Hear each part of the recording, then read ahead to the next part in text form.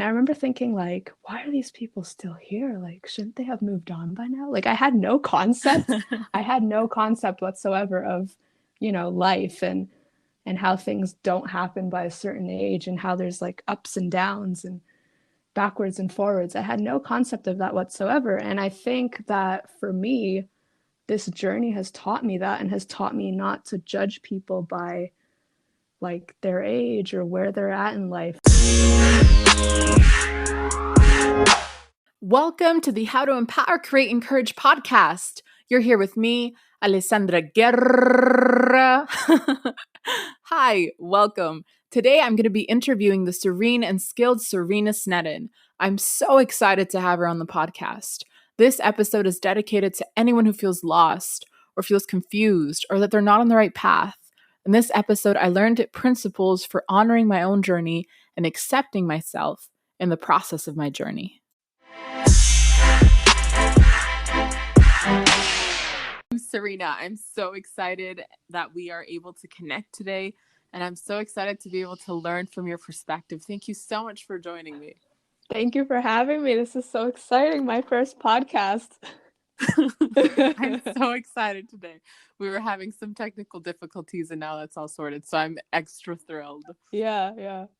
So you recently completed your communications degree. Congratulations. How does that feel? It's really surreal because it took me, the total amount of time that I've been in school was about 8 years. So it's been a long journey, but it's finally over, and I'm very grateful to be done and to have the degree. So it's exciting, but it's kind of weird at the same time because I've been in school for so many years, so it's weird to suddenly not be a student anymore, especially with the current coronavirus pandemic happening. I would imagine that it would be a strange transition because you've been working so hard being a student for 8 years, and all of a sudden it's like, congratulations, you graduated. Yeah, it's like, now what? Exactly. It's kind of just like everything stopped and there was no formal goodbye or nothing like that. So it's just like, okay, here we are. I don't know what's happening next, but I guess we're all in this together. Yeah. Because usually when you graduate, there is a transition phase, and there is, I find, for some people that, I'm not sure what's happening next. But now worldwide, you're right, everything's kind of just stopped. Yeah. So none of us are really sure what is happening next. Yeah. And I mean, I was already sort of preparing for that even before this happened. Like, I knew that it was going to be weird, but I think that's like my personal experience, but then the added global experience, it's like another layer to it. So yeah, it's interesting. I can't even imagine how interesting that must be to be in that transition phase, but I'm happy that it gives you the time to be able to be online with me today. Yes. And a degree in communications. Wow. Communications makes me think of building relationships with people. And primarily, I believe the most important relationship is the relationship we have with ourselves. What's something that you have learned about yourself recently? I think the first thing that comes to mind is probably that I'm not quite as extroverted as I thought I was previously. I think before the pandemic happened, I always was out, or like just I was always out. Like I was either with friends, or I was at school, or I was at some sort of a gathering or an event, or I was at work. Like I was always around people and I was always talking to people, and sometimes that was draining, but usually it would energize me. And that was how I felt like I got inspired, was by being around people. But since I haven't been able to do that for the last 6 weeks, I've realized that it's actually nice to be alone, and it's nice to take time to reflect. I mean, I'm a pretty reflective person normally, but I guess I've been extra reflective lately, and I think I guess I could call myself an ambivert. I don't really like to use that word because I feel like it's kind of a cop-out because I like to pick a side, but I think I would say I lean extroverted, but I definitely need my alone time. And I think a lot of people are like that, so it's not super unusual, but yeah, I think it's really nice to have time to yourself and and just grow by yourself. I honestly love how reflective you are. I think it's one of my favorite qualities about you. Thank you. I mean, sometimes, yeah, I like it too, but sometimes it gets kind of annoying because I'm the only one up in this head, so I have to listen to it all the time. but I notice when people aren't reflective, and I don't really like that in other people. Like if someone doesn't, if someone has no sense of self, I'm like, okay, I feel like I can't really relate to you, so bye. But yeah, yeah, I was I'm actually just going to ask you, how do you think that insight about yourself has helped you communicate with other people? um I think honestly, like the people that I've met in the last few years, like um since I came to SFU, which is the school I got my degree at, so Simon Fraser University here in Vancouver. I got to SFU in 2017, so for the last 3 or so years, I feel like I've been in a different mindset than I was prior to that. Like I think prior to that, I was a lot more. Um, I don't know. Like I think I didn't really think as deeply as I do now, and I think I think more deeply because of just the experiences that I've had with being in school for so many years and the feelings that that's brought up. So I feel like sometimes when I meet people, and then most of the people that I've met at SFU have been younger than me, obviously, since they're starting out, and then I came in kind of halfway towards the end of my degree, like halfway between halfway and like the end of my degree, I guess. So meeting people who hadn't really been through the same things that I'd been through, I feel like sometimes there was a little bit of a disconnect there. So I feel like sometimes I'm kind of irritated with myself for being so reflective and introspective, if I'm being honest, because I think it makes certain encounters just harder because you're more aware of things and you don't really just take it at face value. Like I tend to look at things a little deeper, and I think sometimes that just creates more difficulty for you, and sometimes you kind of have to learn when something just needs to be left, I guess, as it is. So that's something that I've realized over the last few years is I need to kind of learn how to find that balance between. I mean, sometimes I think I find it, but I think there are times when it just feels like I think more than some of the people I'm interacting with, or at least that's how I perceive it, and then I feel like I'm just overthinking things, which I feel like I'm overthinking this answer now. So, so I guess it all kind of ties together. From one overthinker to another, I completely understand that. Do you feel like overthinking this, being able to reflect this quality, do you feel like that helps make you more guarded or more vulnerable around people? um, Kind of both, honestly, if that's possible. Because I find like if someone kind of has like an easygoing, soft energy, I feel more inclined to be vulnerable with them. But I think sometimes that can backfire because I think sometimes people present that self outwardly, but internally they're going through things that you're not really aware of. And then it can come out later on that maybe they weren't as accepting and as understanding as you originally thought they were. So that's something that kind of happened to me this past year with someone that I was friends with. Um, so that was difficult because I do like to be vulnerable. Like, I think at my core, I am a pretty vulnerable person, but I think for me, I know a lot of people struggle with that more than I do. I think everyone does to some extent, but I think for me, like, I struggle with it not as much as some people do. So I'm more afraid of being vulnerable with someone who can't be vulnerable back because then I feel like I'm the only one who's extending myself in a relationship. So that's like my biggest fear. It's not so much the vulnerability. It's being, it's not having someone who can be vulnerable back.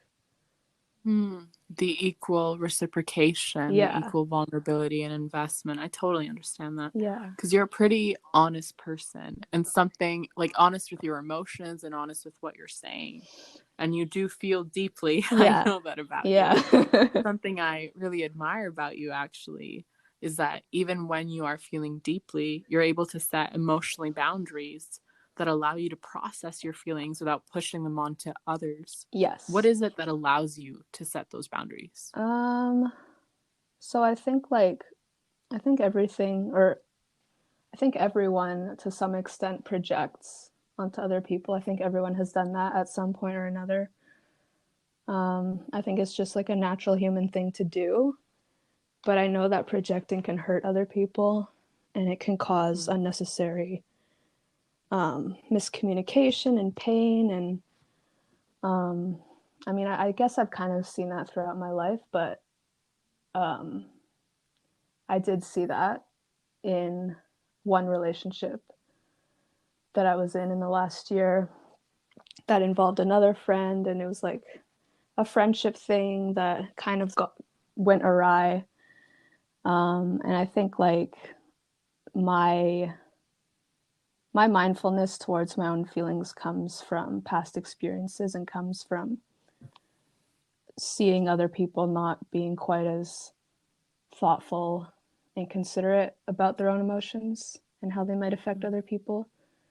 So Mhm. I think for myself, like, and I mean, I'm sure I haven't been perfect in this throughout my life, but I always try to keep certain things to myself, or at least not like make it seem like I'm projecting them onto someone else. Like if I'm feeling something, like I like to be able to share that with my friends, but I don't want it to ever come across as me blaming them or as me saying that they're the reason why I feel this way, because I think that sometimes being around certain people can bring certain aspects of ourselves out, but I don't necessarily think that the people who bring those aspects out are the reason for us feeling that way. But I Yeah. think a lot of people mistake it for that, and I think that that can cause unnecessary pain and discomfort. Wow. Yeah. I agree with you. So, what is it when you're able to, like, what techniques or language or wording are you using to communicate that to your friends? Because you said you want to be able to share with your friends and people that are important to you what it is that you're feeling without projecting what it is that you're feeling on them. Yeah, I mean, I think I just kind of say like, "Oh, I've been feeling this way lately. I don't really know why." Like I don't say like, "Oh, you did this which caused me to feel this." Like I just say what I'm feeling, and I don't make it about them at all. I just say like the way that I've been feeling, and you know, for them to kind of hear what I've been going through. So I don't want to make it out to seem like it's an attack on them or because of them, because I think a lot of the times, like I just said, the way that we feel is not because of someone else, but just certain things are being brought to the surface because of the experiences that we find ourselves in. Yeah, there's a lot that's bringing up conflicts, I Mm-hmm. think, especially as people are getting cooped up in their home. I mean, for me, it's been over a month, 6 weeks. Yikes, I can't believe I it's been know. that long of social isolation. And I find it incredibly easy to, like, these past 2 days, I just feel restless. And when I'm not feeling restless, I just find it incredibly easy to get lost in my own world. And I find that it's easier to stay in my own world than connect with people. Mm-hmm. What is something that helps you connect with people and expand your horizons? Hmm. Um,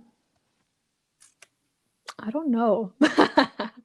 uh, well, how do I connect with people? I feel like, I mean, these days it's obviously more difficult because of the pandemic, but mm, I guess just like in this current climate, probably just things that I find online or things that my friends find online that we share with one another, like funny memes or crazy news stories, and we just talk about what's going on and just kind of comment on the state of the world currently. But yeah, I think that's kind of it for now. And then it's kind of hard to think about prior to this because it's like when a change this big happens, it's hard to look back almost. Like it's in some ways it feels like it wasn't that long ago, but at the same time it feels like it was so long ago and everything's changed now. Yeah, there's a lot that's changed. And something that's changed for me is just realizing that I'm not great at online. I feel like in person I'm better. I'm present, I'm engaged. Online, like I just don't really answer text messages. Like I'll answer calls, but not text messages. Mm-hmm. I'll like answer them in my head and just never respond. And I didn't know that about myself. Yeah. I was like, oh, that's not great. I'm not great to keep in touch with. Well, I definitely don't think you're as bad as some people, so I wouldn't be too hard on yourself. Well, I Like appreciate I that. don't honestly notice that with you, but I definitely notice it with some other people that I know are great in person, so it's funny how that is though. Like I personally think I'm pretty good online. Like I don't know. I think I'm pretty weird and I think sometimes people don't know how to handle me online. Like I think if someone doesn't know me that well, and even some of my friends I think sometimes misinterpret what I'm saying because I can kind of just be all over the place and maybe sometimes I won't use like the right emoji that they would associate with what I'm saying. I don't know. Like it's hard when you're doing text conversations to really get your point across. But What are your top three emojis that you oh my use? gosh. Okay, let's see. I know that I've been using like the sideways laughing face a lot, like the tilted one. The flirty face? No, like Oh no, the laughing face. yeah, I so see, I there's see. like the Yeah. normal laughing face, that's my number one, and then there's the one that's kind of like tilted a bit, and Yes. The that's one that looks, it makes me feel like they're jumping up and down laughing. yeah, that's my number two, and then my number three is like the smile with the little sweat drop on the forehead, I love that one. because that's how I feel all the time, basically. So yeah, those are my top three. So something that makes me think of is like instant messaging. It's so Yeah, fast. And yeah. at times it's easy to want things now Hmm. and fast and in our own way. What have you learned about the process of achieving your goals? The process of achieving my goals. That's honestly something that I haven't really gotten to yet in life.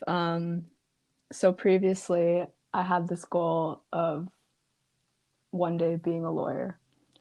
So that was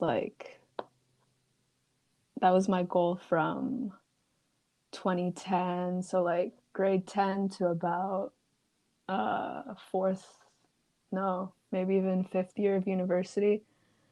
Yeah, I don't know. It might be confusing for some of your listeners being like, how was she in university for 5 years and then she changed her mind? It's a whole long story that I don't think we have time for today. But basically, like, yeah, so in grade 10, I had this dream of becoming a lawyer someday. And then, yeah, I was in university for about, I guess, 4 years before I changed my mind on that. And since then, it's been kind of difficult for me to find a replacement dream.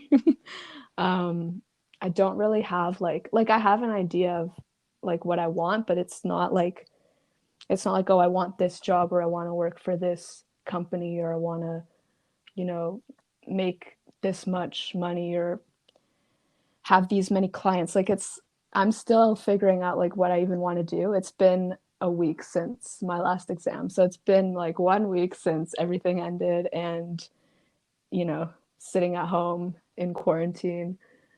So I think for me, like maybe a realistic goal would be just to get to a mindset where I feel like I can set goals again.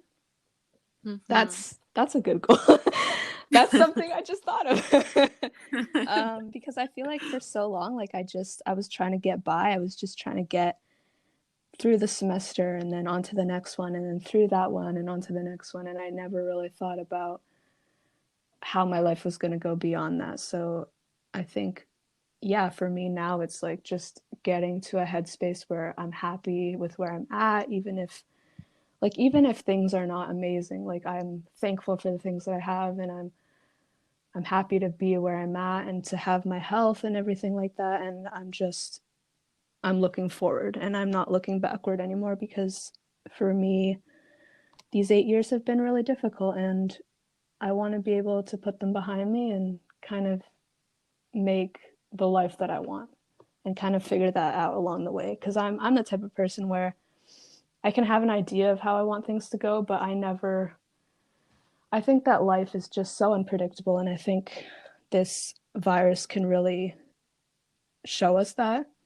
So I think it's sorry, it's really important to realize that we're not in control of everything, and all we can really do is our best and take one step each day, but there's a lot outside of our control, and that's okay.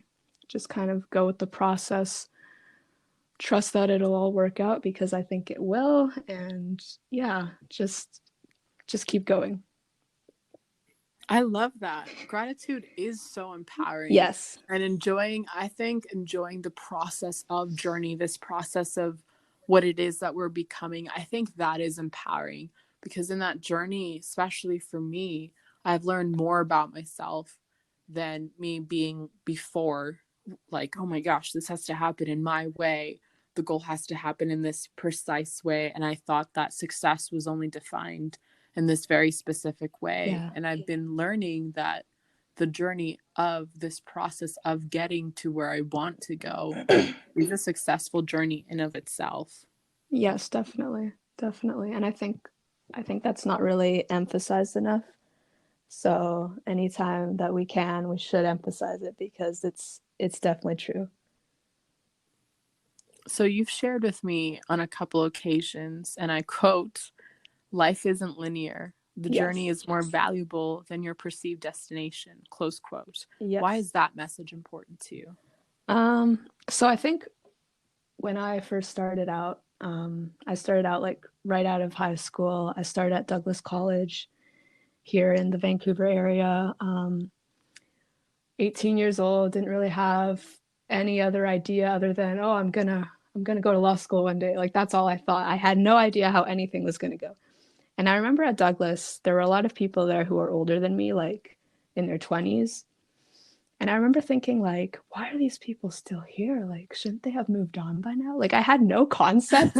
I had no concept whatsoever of, life and how things don't happen by a certain age, and how there's like ups and downs and backwards and forwards. I had no concept of that whatsoever. And I think that for me, this journey has taught me that, and has taught me not to judge people by like their age or where they're at in life, because I see so many people still that don't understand that, because they haven't struggled with that. They've had like, you know, they've done their 4 years or their 5 years, and they've had little struggles here and there, but they haven't really had to start over from scratch halfway through, or gone through like a major depression or anything like that. So they don't really understand how certain people can struggle with the academic process. And so I think for me, having gone through the last 8 years, I've realized now that life is not linear, and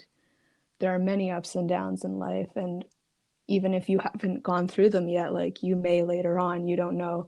Um, People are getting married later now, people are having kids later now.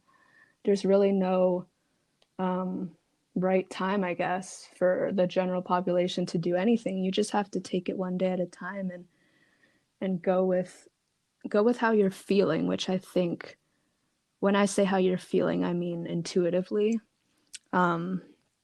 Just kind of learn to trust that intuition, to trust that gut feeling, because I think it will always lead you in the right direction. So yeah, I think a lot of, especially younger people, I think, who haven't really gone through a lot of complex experiences don't understand the fact that life can be very unpredictable and it can go up and down and backwards and forwards, and that's okay. So that's like why I'm really passionate about that, because of my own experiences with that, and how it's kind of opened up my mind to realizing that life is different for everyone. The journey is very different for everyone. Yeah. And I do think goals are important and expectations are important, but I feel like it's almost harmful when people, especially when I in the past have, and I'm still working with this, I haven't by any means fixed this altogether out of my character or thinking, but I think it's harmful thinking I have this goal and these expectations and it needs to happen in just the way that I'm thinking. Yeah. What challenges have you created when you've thought that there's only one way in a specific timeline to accomplish something? Oh my gosh. I feel like probably everything. So I did my first 2 years at Douglas, like I said, and then after that I took a year off and I was in Europe for a year. So I did a few months in London, I did a few months in France. And then when I came back, I enrolled at UVic, the University of Victoria on Vancouver Island, and I was there for a year. And while I was there, I took 5 classes each semester because I was determined to finish my last 2 years in 2 years. That was what I wanted to do. I was like, I'm doing everything in 4 years and then a gap year in between. Like, I literally had no concept of how university life was. Because now that I've been through it, that's a very difficult thing to accomplish. And anyone who can do that is like very disciplined if they're able to do that. So I think for me, like being in 5 classes each semester, I was also in a sorority at the time, which was extremely time consuming. That was way too much for me. And I was also just going through a lot of stuff personally. I think being abroad and going through all these experiences for the first time and then coming home, it was very jarring for me. So I just like put too much on myself and I wasn't able to do any of it well. And so I ended up leaving UVic because of that, because I just didn't really feel good there. So I think that was like a choice that I made based on this timeline that I had in my head. If I had just come home and maybe worked for a while instead of going back to school, or taken less courses, I think I would have had a better time with it. But because I was so insistent that I needed to finish in 4 years, in 5 years with the year off, I made these choices that weren't really healthy for me. So that was probably the biggest thing from the last 8 years, was that year at UVic and just pushing myself too hard, and in the end not getting what I thought I wanted at the time, what I thought I needed. You know, it just reminds me of something that my mom used to tell me growing up constantly. And I was like, Mom, I get it. She'd be like, be flexible, Ale, be flexible. I'm like, what are you talking about? I'm so flexible. I'm so great. I'm so adaptable. But she was talking about, like I shared in my mind for such a long time. And even now, like I still have to like do work with this, is that I think there's just one set way to do this. And like I said, goals and expectations are great and they're healthy, but having it that non-flexibility, this rigidity, I think that's Yeah. very harmful. Yeah. So with your non-linear experiences, how do you define success?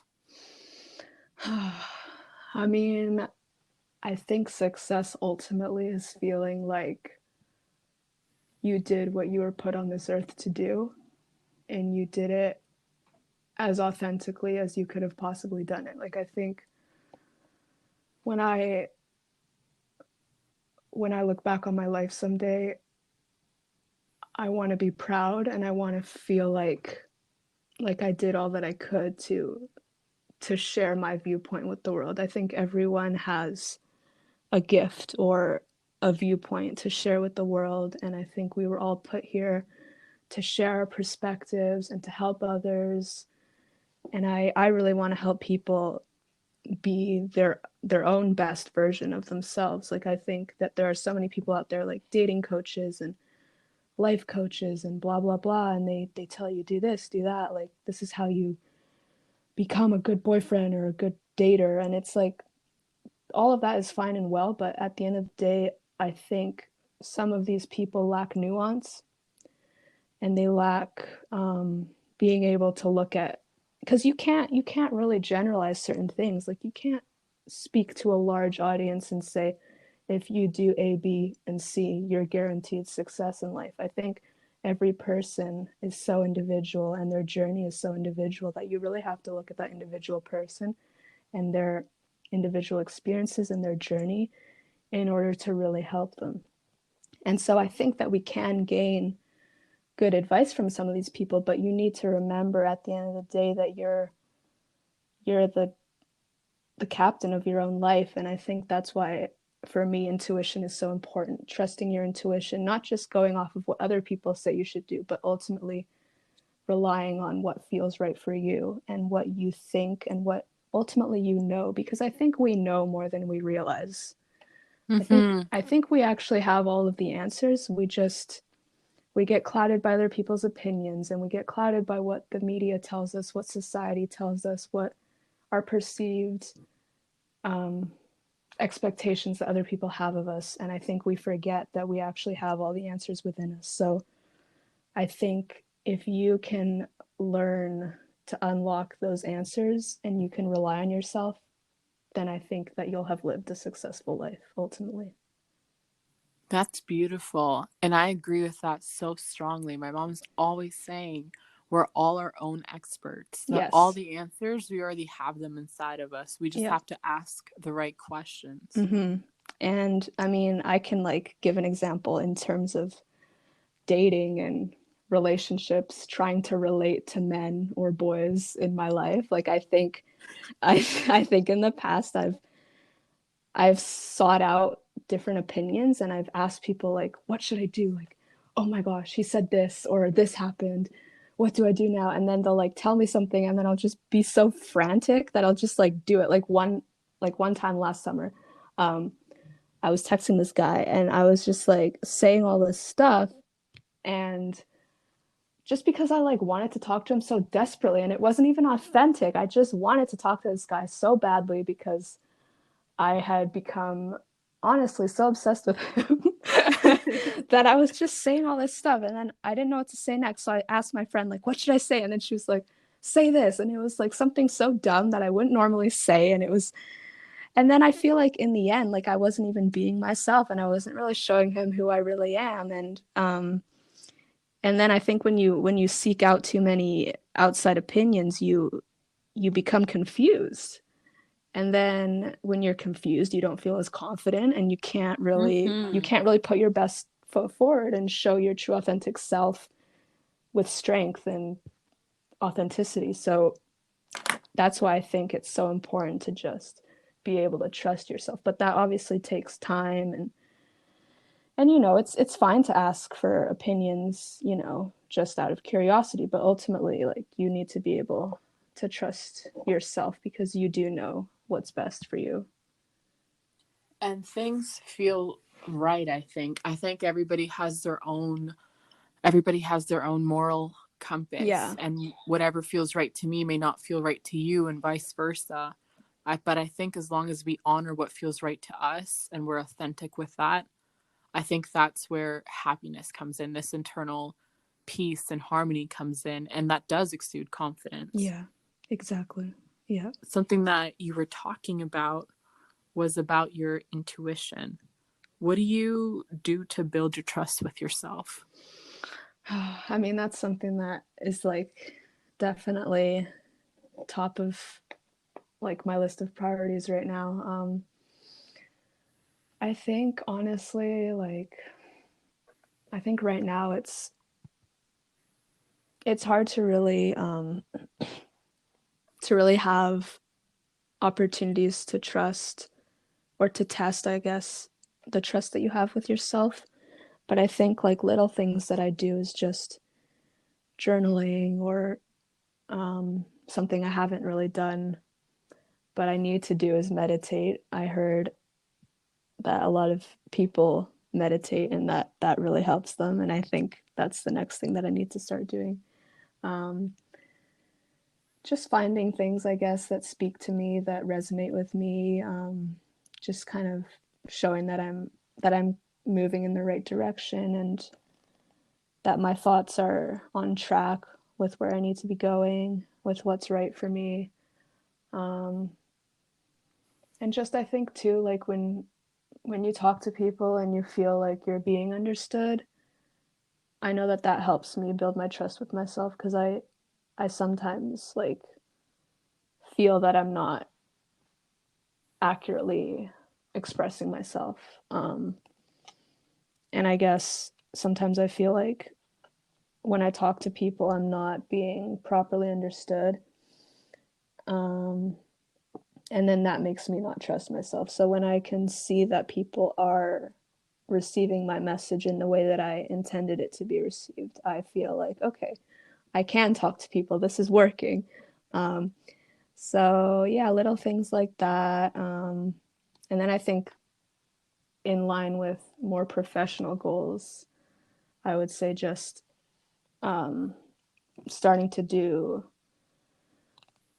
more professional things. So I've been volunteering with a local organization that helps women who are fleeing abuse, and they're called shelter movers, and they help women move out of their abusive homes. So that's been a really good opportunity for me to sort of flex my professional side, because I haven't really had much of an opportunity to do that yet, to build my professional side. And then I think that's a different side of you that helps build that trust with yourself.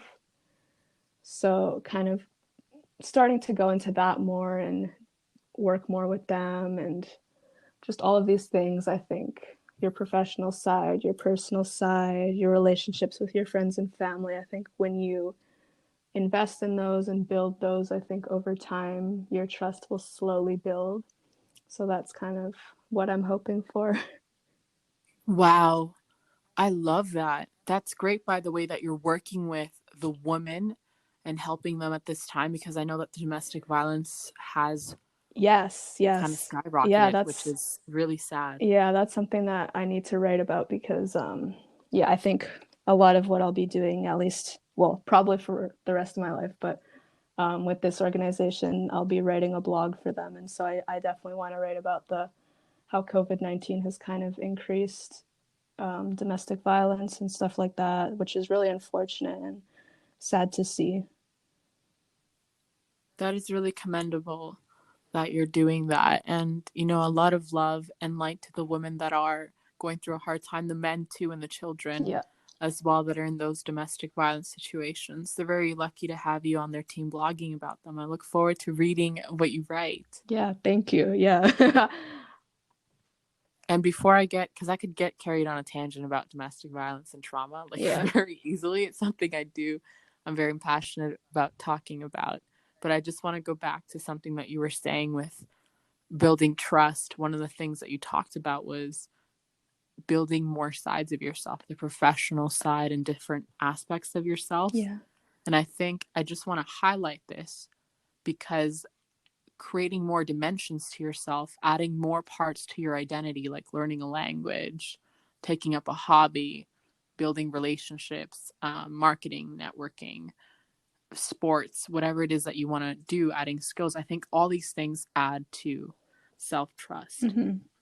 I think this is a big thing that has helped me build trust with myself and just feel more of a sense of self, and not just feel like I'm defined by one thing, but just to feel that I'm more whole and complete and that there's different elements of me. Yeah. Definitely. But one thing that has held me back with that and with self trust is earlier you mentioned that we can ask a lot of opinions of people and that can create confusion. And I think as equally harmful is fear, like just this fear Mm-hmm. of maybe not wanting to explore new things or not trusting myself. Yeah. What do you do to combat fear? Like, how do you get over fear? Mm, so I have, oh, I don't know if I still have it. I think, wait, let me see.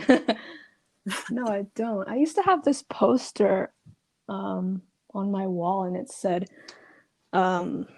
It's a verse from the Bible, actually. It's Corinthians. I can't remember the numbers, but it's like, let all that you do be done with love. Yeah.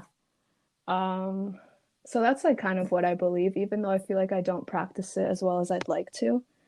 But I'm one of those people who would love to show compassion to everyone. Like that's my ideal goal, is to be able to just show compassion to even people that most people wouldn't think deserve compassion.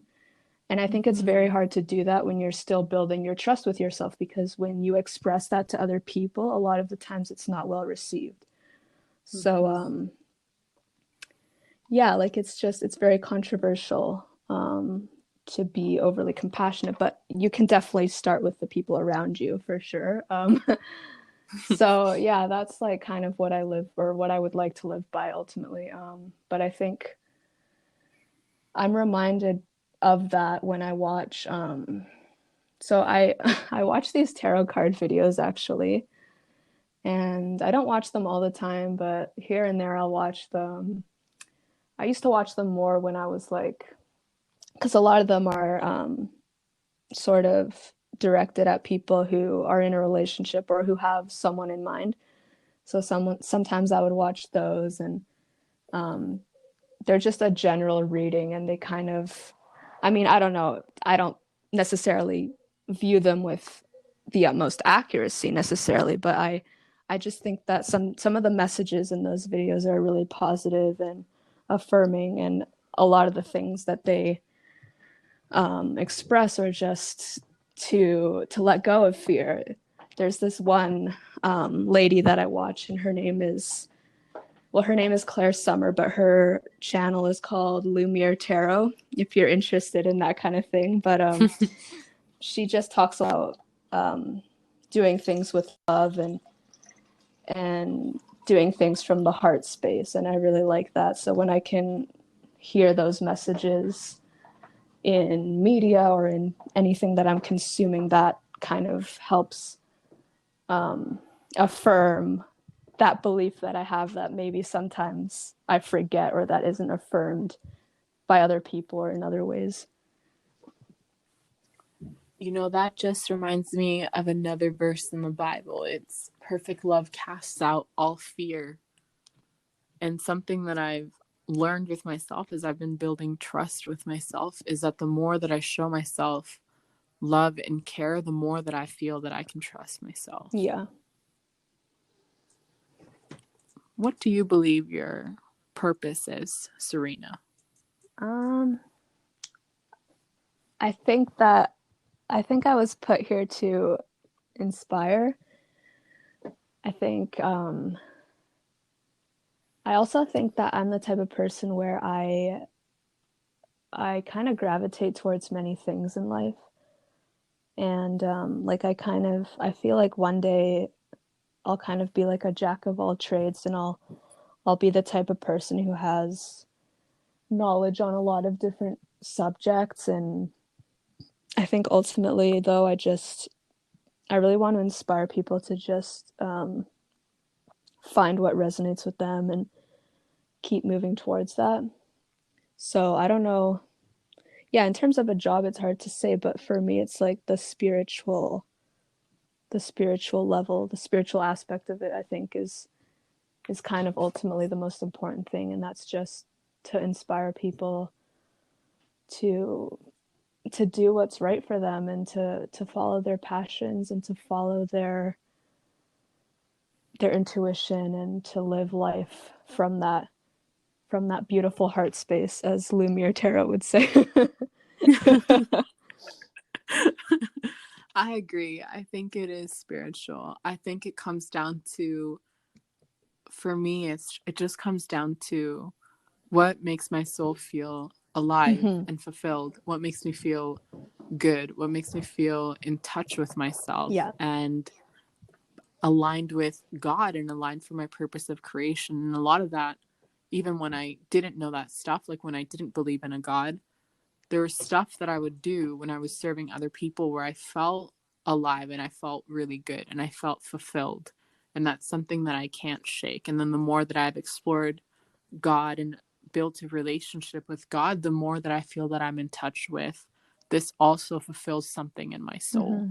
And so I agree. I don't think it's necessarily, purpose has to be a professional thing. I think it has to be with what satisfies your soul, what fulfills your soul. Yeah. And like kind of going off of that, the one thing that I've found over the last few years when I've struggled so much in trying to find what I'm meant to do in terms of a profession has been every time I meet someone and I just click with them, it's like I live off that. Like that keeps me going for weeks and months. Like I can think of every time that I just like had a good interaction with someone, and it makes me feel so good when they listen to what you have to say and you listen to what they have to say. And sometimes like you don't get that with everyone, but when you do get that with someone, it's just such a beautiful thing, and it honestly makes me so happy and so excited. And I wish that that I could have more of that, and that more people would kind of speak out about that too, because I definitely think that everyone enjoys that and everyone wants to feel connection. And I think we live in a culture where people shy away from that, and people seek out more surface level connections because I think they're afraid of being hurt. And I get that, obviously. I mean, as humans, we don't want to be hurt, but I really would encourage people to try and work past that and really just try and connect on a deeper level again, because it's so important, and it really does make so much of a difference. And I think it really helps not only your mental health but your physical health. Feeling connected to other people, it's honestly like what we were hardwired to do. So whenever I feel those connections with other people, I feel like my soul is being satisfied. And that's like the one thing that I can say is like those those deep connections with people, that makes me the happiest. I've known you for a while now, so I love that I can hear you smiling in your voice as you're talking about your love to connect with people. Yeah. Because you're right. That is one thing that I think you're amazing at. It's just your ability to connect with people, to be authentic and to be vulnerable with people. And connecting is one of our basic human needs. Yeah. But sometimes, like you said, fear just holds us Yeah. back. Yeah. Definitely. It's hard. It's challenging to be vulnerable. Like I've said, it's especially now, I feel like if possible, like I'm more guarded than before at times. I'm just Oh like, I'm yeah. just going to stay in my own world and not respond back to messages. Why not? Oh, definitely. I think we all struggle with it in different ways, but I think like for me, I think I've also absorbed some other people's fear too, because like I said, I've spent too much time seeking out outside opinions, and then I absorb the fear from those opinions, and then I start to see things not for what they are, and I start to maybe unfairly judge someone before I've gotten to fully know them, and then I become afraid of them, and then it's just this whole thing. But yeah, we're just trying to move on from that, and any connections to come, I feel I really want to work towards just coming from my heart space and not projecting any fear onto the situation, because you can cause a lot of damage doing that, and you can miss out on like a really Yeah. beautiful opportunity to get to know someone worthwhile. Yes. Actually, something that I'm trying to do since I've been aware now of this thing is that I'm trying to answer questions as honestly, like in the moment, Yeah.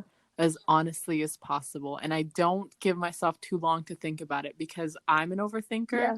And so I feel like I'll just psych myself out and I'll be like, I'll just give like a superficial response. That's as far enough as it should go. Yeah. But if I just commit to myself and follow through to answering a question as honestly and authentically as possible within seconds, then I find that I feel braver than if I were to like think of them like, well, what are they gonna think? How's Yeah. this gonna play out? Yeah. That's really good. Yeah. I like to do that too. So something I believe in, Serena, is that we're all of us, each of us is empowered at any point to improve the quality of our life. What's something that you've empowered yourself to do that has improved the quality of your life? Oh wow. Hmm. I'm gonna have to think about this. So something that I've done that has helped me to improve the quality of my life, something that I've felt empowered to do or been empowered to do. Yeah, just something that you've done that has allowed you to improve the quality of your life. Mm. Well, as much as it may annoy me, I feel like being introspective and not shying away from those feelings has ultimately improved the quality of my life, because I think it's a tool that will serve me in the future. And I think Mm-hmm. that up until this point, I've just been kind of using it for the first time. And so I'm like still ironing out the kinks and trying to figure out how to best use this tool. But I think it is a tool. And I think being very intuitive and being empathetic towards people, towards a large variety of people, I think is a beautiful thing. And I think I might have not fully seen the depth of what it can do, but I definitely think that that's something that will improve the quality of my life, and honestly already has. But I think I'll see more of it in the future, and I think just being brave enough to embrace that part of me is like the empowering part of it. But it's definitely still something that I'm working towards. Like, it's better some days than other days. There's ups and there's downs, but that's something that ultimately I think is going to really um, maybe set me apart from other people and improve my own life quality. That's, like I've said, that's something that I really admire about you, your ability to do that. And the reason why I admire it so much is because I feel like having that ability allows you to take a look at what is happening and how you react to life, and then say, okay, what do I want to take from this and move forward? Or maybe is there an opportunity for Yeah. growth? And I think that shows a lot of emotional maturity. And I think it's one of the great things that you have with those emotional boundaries, where you're allowed to, you give yourself a space to process whatever emotion you're feeling without projecting it to other people. That's one of my favorite qualities about you. Thank you. And I am so glad that you see that. And it's nice to be recognized for that, because it is something that I really work to do. So thank you. You're welcome. I see you, and I love that about you so much. Thank you. What's one thing that you'd like to empower other people to do to improve the quality of their life? Oh, I think the biggest thing is to just embrace your softer side, because a lot of people shy away from that. Like I said, a lot of people just are afraid of being hurt, of being ridiculed, of not being taken seriously. There's still this huge, um, I guess, stigma surrounding being emotional and showing your feelings. Like, a lot of people still see it as a vulnerability, as something um, that can be, uh, what's the word that I'm looking for? Something that can be, I guess, taken advantage of. Mm, Especially in a professional setting, everyone is. I mean, I'm hoping that this COVID-19 crisis can really change our outlook on this, and I'm seeing little examples of it, but I'm really hoping that it will continue. I think we should just approach every situation with as much empathy and compassion as we can, and I really, really just I believe in that so strongly. And because we're human beings every day in everything that we do, and I think sometimes in the past that's been forgotten in certain situations. mm. But I think it's very important to always show compassion towards our fellow human beings, because you never know what's going on in their head. Mental health is very important. It's a huge thing. It's something that everyone deals with.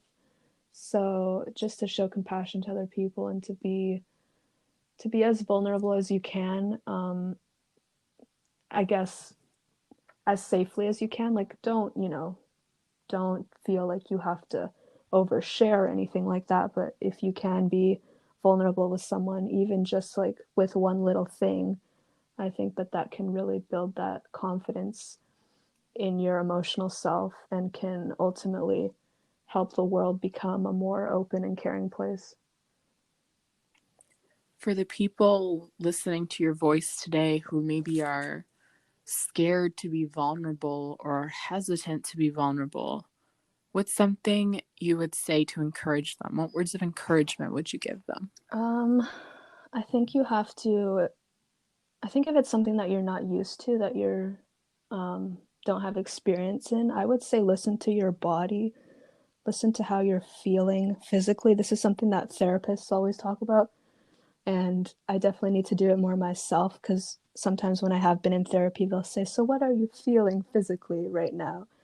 And I'm always like, "I don't know." Like I but I think when you think about it, certain people make you feel at ease. Like if you feel comfortable, if your shoulders are relaxed and um, your breathing is flowing naturally, there's no stiffness in your neck or anything like that. Like that, those are signs that you're comfortable with someone. And I think if you're feeling comfortable with someone, then I think even if you're not ready to share anything personally, just say like, if the conversation is headed in that direction, you could just say, "Oh, I'm usually quite scared to share personal things," or just say that it's not something you're used to doing. And I think if the other person is making you feel comfortable, I'm sure that they'll receive that well and that they won't be disrespectful about it. And then also, like, on the other hand, if someone isn't really making you feel comfortable, then maybe um, step away from that conversation, or just realize that maybe this is someone that you do need to be more reserved with. Because as much as I preach being open and being vulnerable, it is something that you kind of have to protect as well, because your energy is very valuable and you don't want to share your energy with everyone because some people won't receive it very well. So I think just listening to your body, and if you're comfortable enough to just say like, this is something that I'm not used to doing, or I'm feeling kind of uncomfortable sharing, or just something that will let the other person know that maybe it's not something that you're used to doing, but if you're headed in a more personal direction, that they can just reassure you that it's okay to share, and that they're an empathetic listener. I really like that. And I just want to highlight that you say, listen to your body. And you talked about earlier how we already know. Like you said, you believe we all have our own answers already. And we already know. And I think a lot of times I can look back, because hindsight is 2020, and be like, oh wow, like my instincts initially were this, my feelings were Mm-hmm. this. But it's easy, I think, at times to overlook that. Yeah. And so I like being in tune with what your body is saying, with how you're feeling and where you're feeling it. Yes. Yes, definitely. So, something that I believe, and that's a big message of this podcast, is that I believe that we're all empowered to create the life, the love, the reality, and the world that we want. I feel that in my heart, in my soul, to be true. And so, my last question to you, Serena, is what is a reality you want to create in your life? um I want to create the reality uh where every interaction that I have with people comes from a place of love and a place of compassion. And I want to get to a place where I'm confident enough in who I am that when other people come to me with things that perhaps I haven't personally gone through, um, that I don't take that on, that I can listen without any judgment, and that I can just be there for that person, because it's so valuable to have that. And I think that there are a lot of people who, like I said, they project things, and then they take things on that they don't need to take on, and then it affects them negatively. So I just want to create a world where everyone is free to express themselves authentically and without judgment, and just be supported and loved by the people who resonate with them the most. And even, in interactions that are not as deep as that, I just want us to be able to listen, and to still come from a place of love. I don't think that, you know, when you show love to someone, it doesn't necessarily mean that, oh, you love them like they're, you know, your boyfriend or your girlfriend or your mom or dad. Like, it's just showing love to someone, showing respect, compassion, recognizing their humanity. Those things are, I think, what really encompasses love. So just kind of challenging your idea of love and looking at it in other ways rather than just like romantic love or the love Mm-hmm. between a mom and a daughter, like things that kind of go outside of that norm, because you can show anyone love. And I think Mm-hmm. that's not really talked about enough. So I want to create a reality where we can all be loving towards one another. I love that so much. And I feel like this is the most I've mentioned my mom in any podcast interview. But when you're talking, I just like hear my I mom love that. talking also. That's really good.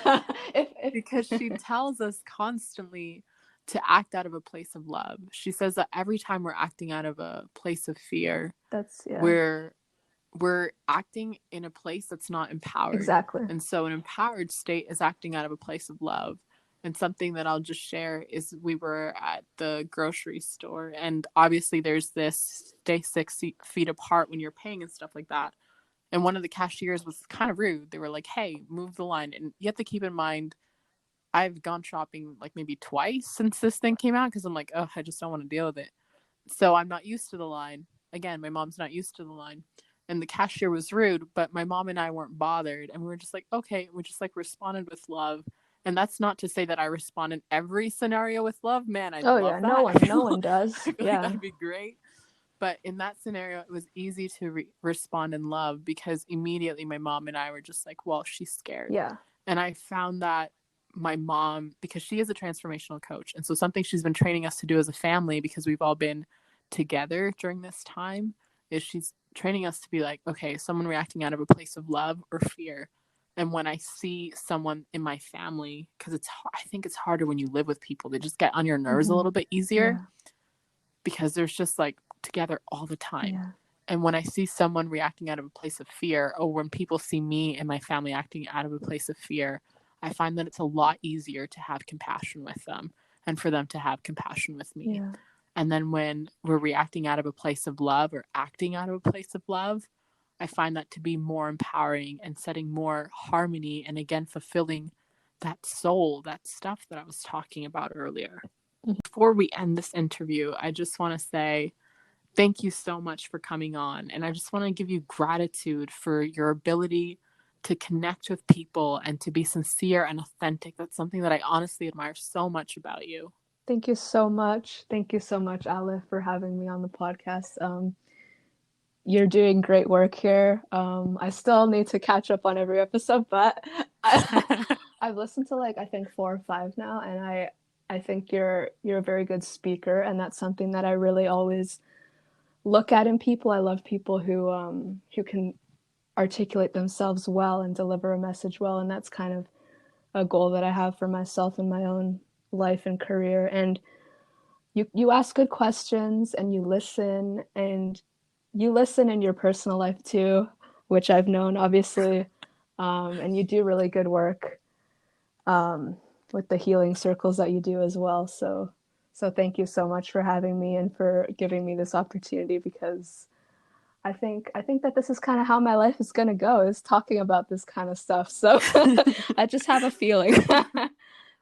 I love that so much. And thank you. That means so much to me because, as you know, English is not my first language. Yeah. And it's funny because at one point I was at ESL and I could not speak this language and I was so Yeah, I just frustrated. listened to that episode last night where you were telling the story of yeah, like your struggles with English. And I mean, I guess I knew that you were born in Peru, but I guess I never really thought about it that much. Like, I didn't know that it was something that you struggled with, because I don't know, I just saw you as like one of us, you know, like Yeah. raised in Canada basically. So I never thought about that, but yeah, that is quite amazing when you think about it. Yeah, because you don't sound like you have an accent or anything like that. So you've definitely achieved that. you can hear it in some of the podcasts where I'm like mispronouncing stuff. Oh, that's And okay. I just keep it in there because I want people to know that, Yeah. I'm flawed and that English is still not something I've totally dominated. I mean, And I yeah. had to learn it when I was 6. And I just remember the first word I ever learned was a color, and it was brown. And I Yeah. just feel like that's just one of the most fulfilling things because I never ever thought I would learn this language. And I just wanted that ESL teacher to give up. And I wish I remembered her name because she was so patient and Yeah. just so kind. And whenever I speak English, I'm just so grateful that she didn't give up on me. Yeah. Yeah, and those are the types of people we need in every profession. That's when you kind of see the difference between a profession and someone's calling is, she could have just done the bare minimum for her job, but she really invested in you because she knew that if she inspired you enough that you would succeed. So those are the kind of people that we need.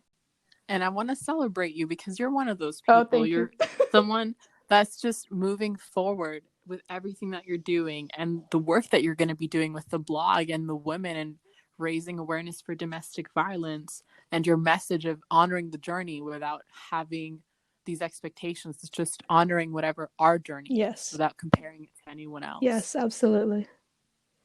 So where can people connect with you, Serena? So my Instagram is Serena Elizabeth. So it's Serena, Serena, and then Elizabeth, so without the E at the front. So it's just Lizabethh.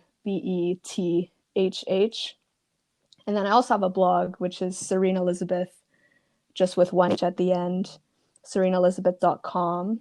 I'll be writing more there. I haven't written that much, but I'll be writing. I've written one poem. I've written about experiences that I've had with guys and just my thoughts. So that's kind of what I'm going to be talking about. I'm probably going to be talking about a lot of things on there. So look out for that as well if you're interested. I love to write. I love to think. And yeah, that's kind of what I have going on for now. So hopefully check me out. I love that. I love to think. And is this blog where you're going to be writing about the domestic violence awareness too? No, actually, if you want to look into that, you can go to sheltermovers.com. I believe the blog will be on there. And that's the website for this organization that helps women who are fleeing abuse. So that will be where that blog will be. Thank you so much for coming on today. It was a joy to have you on. Everyone go check out her pages. Serena's very, very talented. Thank you. Thank you so much, Ale. Thank you. I really appreciate it. Whatever your road is right now, whatever your journey, I want to leave you with this truth today. You are empowered to create the life, the love, the reality, and the world that you want. I believe in you. Oh, thank you.